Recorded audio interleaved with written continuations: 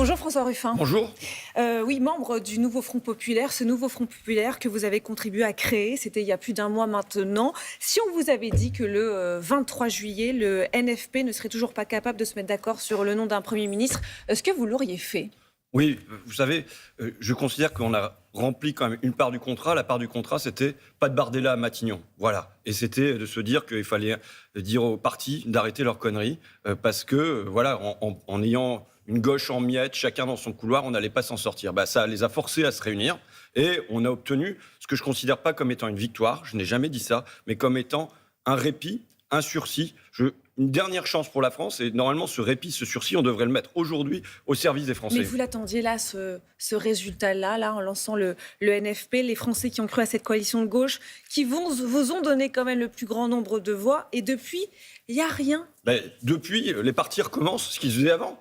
C'est-à-dire que ils sont dans les petits calculs cyniques, dans la petite politique, dans non pas le grand intérêt des Français, mais leurs petits intérêts particuliers. On le voit. Voilà, c'est de ça dont il s'agit. Donc, avec une incapacité à donner un nom pour Matignon, ce qui est quand même, vous savez, ça serait une comédie, on pourrait faire les guignols de l'info avec ça, c'est Ubu roi de la gauche, mais en même temps, derrière, c'est une tragédie. Parce que ce qui se passe, c'est le découragement qui s'installe, c'est un ressentiment qui monte, et je le sais, dans mon coin en particulier, le Rassemblement national n'est plus à une marge de pouvoir, il est à une demi-marge de pouvoir. Donc normalement, on devrait mettre ce temps-là au service des Français. Simplement, moi, j'aimerais là qu'on soit en train de siéger à l'Assemblée et qu'on trouve une majorité à l'intérieur de l'hémicycle pour abroger la réforme sur les retraites à 64 ans, même si c'était que ça. Vous savez, j'ai reçu une carte d'électrice de Nathalie qui m'a envoyé sa carte d'électrice déchirée en me disant « je suis dégoûté ». Mais si on n'avait rien fait de ça, si Nathalie, elle avait 2 ans en moins à travailler jusqu'au bout, elle se dirait « au moins, ils sont utiles à quelque chose ». Maintenant, vous savez que dans tout ça, quand même,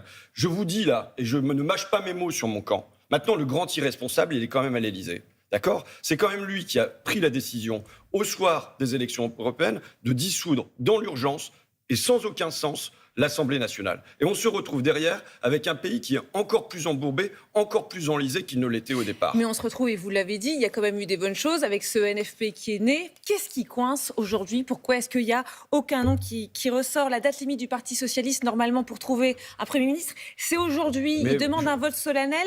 Vous aimeriez qu'il ait lieu, ce vote ? Mais vous savez, même si il y avait c'est trop tard. Là, il y a une fenêtre d'opportunité qui s'est fermée. C'est trop tard. Oui, là, c'est trop tard.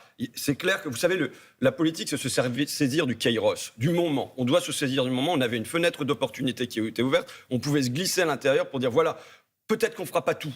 Mais il y a des choses qu'on peut faire. Là, on voit très bien que l'esprit est ailleurs. Mais il y en a qui espèrent encore quand même au NFP. Il y a des noms encore qui ressortent. Il va falloir rouvrir cette fenêtre d'opportunité pour à la rentrée, c'est clair. Mais là, maintenant, vous savez, les noms qui ressortent, j'en souhaite bien du courage, parce qu'ils ont réussi à décourager Huguette Bello, ça c'est côté Parti Socialiste. Laurence Tubiana Ils ont réussi à décourager Laurence Tubiana côté la France Insoumise, mais le pire, c'est qu'ils désespèrent les gens. Maintenant, ce qui m'inquiète, moi, il y a ça, mais il y a la situation du pays.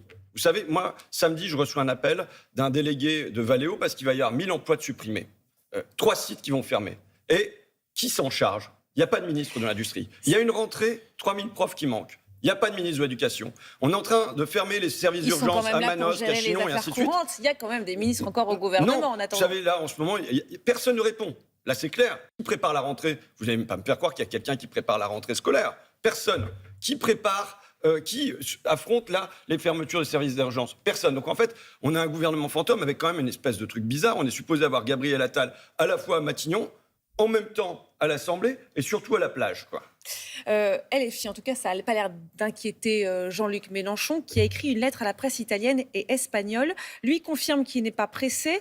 Tout ce qu'il veut, et il dit que c'est la seule solution pour sortir de la crise actuelle, c'est qu'Emmanuel Macron parte, qu'on revote et qu'on élise son remplaçant. Et là, ça sera un match à l'écouter entre lui, son programme, et celui de Marine Le Pen. Est-ce que c'est ça la seule issue ? Jean-Luc Mélenchon ou Marine Le Pen ? En tout cas, ce qu'on voit, c'est que ce qui semble moins compter, c'est moins les intérêts des Français d'aujourd'hui que la présidentielle et lui. Et je pense que c'est le premier sujet. C'est éclairant, cet entretien à la presse italienne. Le deuxième point, c'est qu'il dit, grosso modo, les Français auront le choix entre qui déteste le plus, entre Marine Le Pen et Jean-Luc Mélenchon. Ce n'est pas un choix très appétissant. Quand vous disiez, vous devez élire celui que vous allez détester le moins. Bon, voilà, ça c'est le deuxième point. Et enfin, troisième point, on a un Jean-Luc Mélenchon qui a perdu 4 fois contre le Rassemblement national, qui chaque fois à la présidentielle arrive derrière, et quand il va à un moment, il est derrière. Donc il va falloir que la gauche se demande qui est le plus qualifié pour aller battre le Rassemblement national à la prochaine élection. Vous le disiez, les Français et les électeurs risquent d'être un peu dégoûtés, lassés. On est à J-3 des Jeux Olympiques. Alors Emmanuel Macron, qui s'exprime ce soir aux 20h de France 2, ne devrait pas beaucoup parler de politique, puisque lui, là, ce qu'il demande, c'est une trêve, le temps des Jeux. Est-ce que vous êtes d'accord? Est-ce que ce n'est pas le temps de la communion? Oui, mais je veux bien faire communion, mais vous savez, de toute façon, la trêve, elle a lieu de fait parce qu'il n'y a pas de combattants. Parce que les officiers, ils ont déserté et ils ont choisi de ne pas mener quand même ce qui, pour moi, aurait été une belle bataille, c'est-à-dire arracher, gratter quelque chose avant l'ouverture des Jeux Olympiques. On aurait pu, je le dis, abroger, que ça soit le texte soit déjà dans les tuyaux, qu'on cherche une majorité pour abroger la retraite à 64 ans. D'une part, vous savez, on a des gens là qui se bagarrent parce qu'ils ne savent pas pour qui ils se battent. Ils se bagarrent pour des concepts, pour des abstractions, pour des ambitions. Ils ne se bagarrent pas pour des voix, des vies, des visages des gens. Moi, je sais pour qui je me bagarre. Je l'ai vu encore ce week-end quand je vais à Ville. Je sais que je me bagarre pour une aide à domicile. Je sais que là, ce matin, je croise un cariste qui m'interpelle. Alors, c'est qui le Premier ministre, pendant qu'il était en train de ranger les affaires chez Carrefour Market? Qui est-ce qui va nous dégager la retraite à 64 ans? Qui est-ce qui va relever nos salaires? Donc, je pense qu'il faut qu'on ait conscience de pour qui on se bagarre. On doit se bagarrer pour les Français. Et donc, normalement, il aurait pu y avoir une trêve olympique, mais on aurait pu déjà faire des choses avant. Or là, évidemment, il n'y a rien de fait. Vous êtes enthousiaste, vous êtes excité par ces Jeux Olympiques? Moi, dès qu'il y a un athlète français, même si c'est du curling à 4h du matin, je me lève pour regarder. Donc voilà, j'ai un côté comme ça où le sport, je le pratique, vous le savez, mais aussi je le regarde. Et voilà, il y a plein de choses qui vont me passionner, évidemment, dans ces Jeux Olympiques. Les athlètes israéliens ont atterri hier à Paris sous haute sécurité. Ils sont les bienvenus à Paris? Écoutez, il y a d'abord dire sur le fond quand même qu'on a d'abord deux otages qui viennent d'être tués par le Hamas d'un côté, de l'autre côté, encore hier, des dizaines de personnes qui ont été bombardées, tuées dans la bande de Gaza. Donc il y a un massacre qui est en cours et qu'il s'agit d'avoir un cessez-le-feu, il s'agit d'avoir la reconnaissance de l'État palestinien, il s'agit d'avoir la fin des livraisons d'armes. Maintenant, pour ce qui est de la place des athlètes dans ces conflits-là, c'est pas ce que je préfère, taper sur les athlètes et les utiliser comme boucliers dans les guerres. Ce qui a été fait pour les athlètes russes en disant ils viennent, ils participent aux Jeux Olympiques, mais c'est sans bannière et sans hymne. Je pense qu'on pourrait faire la même chose pour les athlètes palestiniens et qu'il n'y ait pas deux poids, deux mesures. Mais en revanche, ils peuvent participer aux Jeux, tout comme leurs collègues russes. Mais ça vous a choqué ou pas, les propos? Parce que c'est ce à quoi on fait référence là. Le député LFI Thomas Porte, qui a dit samedi dernier qu'ils n'étaient pas les bienvenus. Propos qui ont fait polémique, des propos au relent d'antisémitisme, selon le ministre de l'Intérieur, Gérald Darmanin. On accueille les athlètes russes, je suis pour qu'il n'y ait pas deux poids, deux mesures. Et ça vous choque ce qu'il dit là, Thomas Porte? Je ne suis pas du tout sur la position de Thomas Porte. Voilà, je pense que en tant qu'individu, en tant qu'homme, tout le monde doit se dire tout le monde doit être le bienvenu sur le territoire français pour participer à ces Jeux Olympiques. Encore une fois, on pourrait mettre à égalité ce qui se passe pour les athlètes russes et pour les athlètes israéliens. Ça pourrait être sans bannière et sans hymne.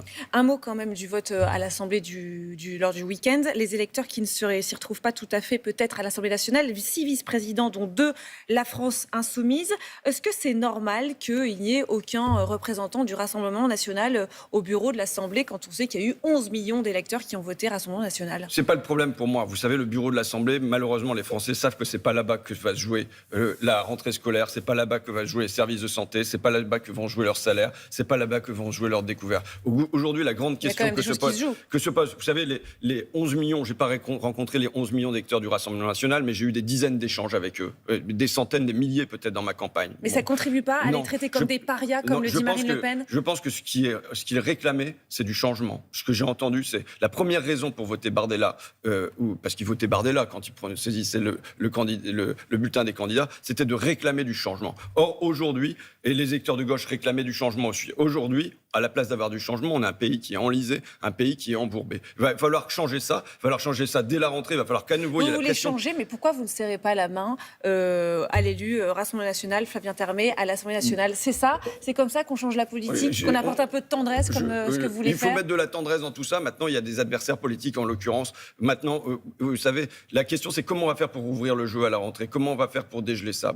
Il va y avoir il va falloir remettre la pression sur les partis, c'est une chose. Et puis 2, il y aura une motion de censure à déposer assez rapidement pour contraindre Emmanuel Macron. Vous savez, c'est le plus long gouvernement fantôme de l'histoire qu'on a là quand même. Normalement, c'était 9 jours. Là, on va l'avoir pendant plus d'un mois. Donc il s'agira de sortir de cette situation le plus rapidement possible. Merci beaucoup. Merci à vous.